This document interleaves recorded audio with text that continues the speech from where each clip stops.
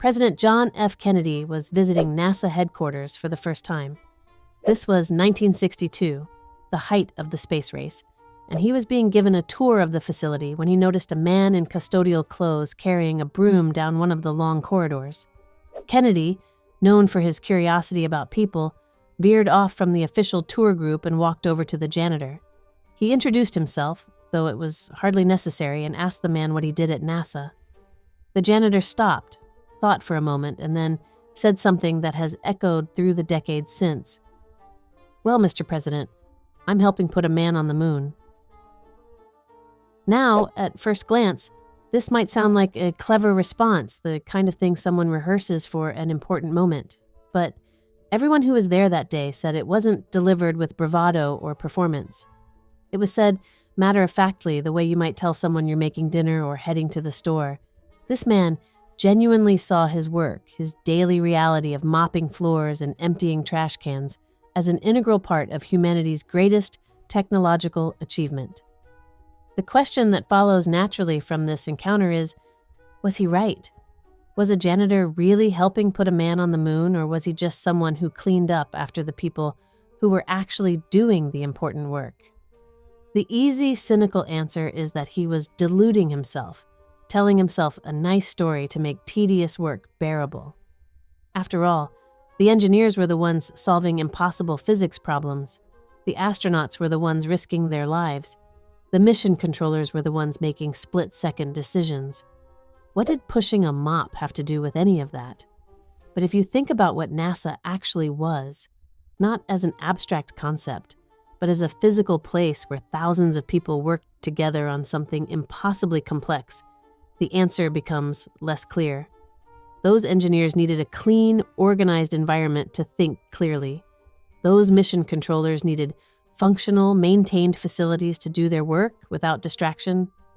The astronauts trained in buildings that had to meet exacting standards of cleanliness and order. Remove the custodial staff from NASA and you don't get the same achievement with slightly dirtier floors. You get chaos, you get distraction, you get systems breaking down in ways that compound until the whole enterprise becomes compromised. What that janitor understood, whether consciously or intuitively, was something about how complex achievements actually work. There's this tendency we have to credit the visible parts of any endeavor while treating everything else as mere background, as if there are real contributions and then there's just maintenance.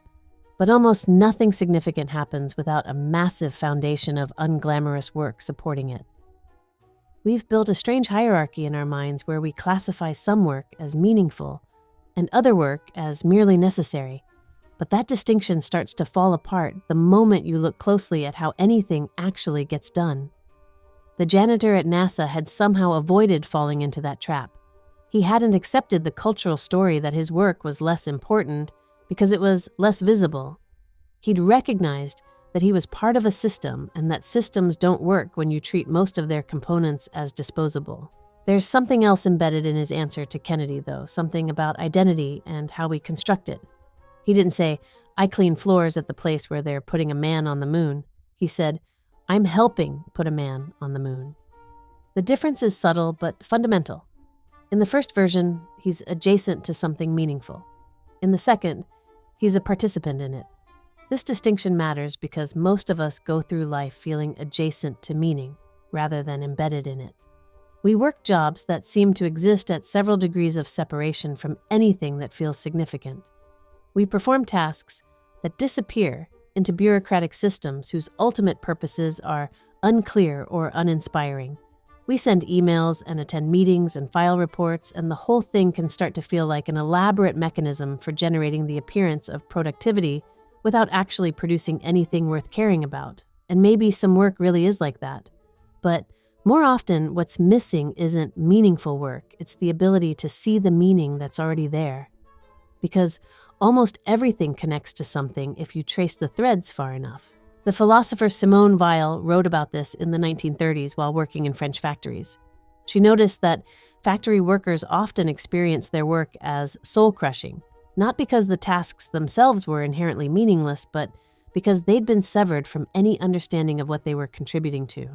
When you spend your day attaching the same bolt to the same piece of metal hundreds of times without knowing what you're building or why anyone needs it, the work becomes abstract, disconnected from human purposes. But when you understand that you're part of creating something someone will use, something that will become part of their daily life, the same physical motions take on different weight. The janitor at NASA had that understanding. He knew what the building he cleaned was for. He knew that history was being made there and that his role, however small it might have seemed to others, was part of what made that history possible. That knowledge didn't make the work easier, didn't make the mop lighter or the hours shorter, but it changed the experience of doing it. It transformed the work from something he had to endure into something he chose to participate in. And maybe that's the thing worth paying attention to, because most of us have more control over that than we think. Now, this isn't about pretending that every job is secretly fulfilling if you just think about it the right way. Some work environments are genuinely terrible. Some bosses really do treat their employees like they're replaceable machines. And sometimes, the healthiest, most honest response is to recognize that and walk away. Finding meaning in your work doesn't mean accepting exploitation or convincing yourself that mistreatment is fine as long as you have the right attitude about it. But even acknowledging that, there's still something true about what the janitor at NASA discovered. He was doing the same work that janitors everywhere do, with probably similar pay and similarly long hours. The difference wasn't in the external conditions, it was in how he'd positioned himself in relation to those conditions. He'd found a way to see himself not as someone cleaning up after the important people, but as someone whose work enabled the important work to happen, and that shift in perspective, that refusal to accept someone else's definition of what mattered, changed everything about his experience of his days. It's worth asking what becomes possible when you stop waiting for permission to see your work as meaningful and just decide that it is, not through delusion or pretending that problems don't exist, but through genuinely examining what you're actually contributing and who it affects. Because the janitor at NASA wasn't wrong. He really was helping put a man on the moon. Not in the same way the engineers were, but in a way that was absolutely necessary. Without him and people like him, the engineers don't function, the astronauts don't train, the mission doesn't happen. Purpose isn't hiding in some perfect career waiting to be discovered. It's not something you find. It's something you create through how you choose to understand what you're already doing. The janitor with his broom in that NASA corridor had figured out something that eludes people with much more prestigious titles. That meaning doesn't come from what you do, but from the story you tell yourself about why it matters. And that story, unlike so many things, is entirely yours to write.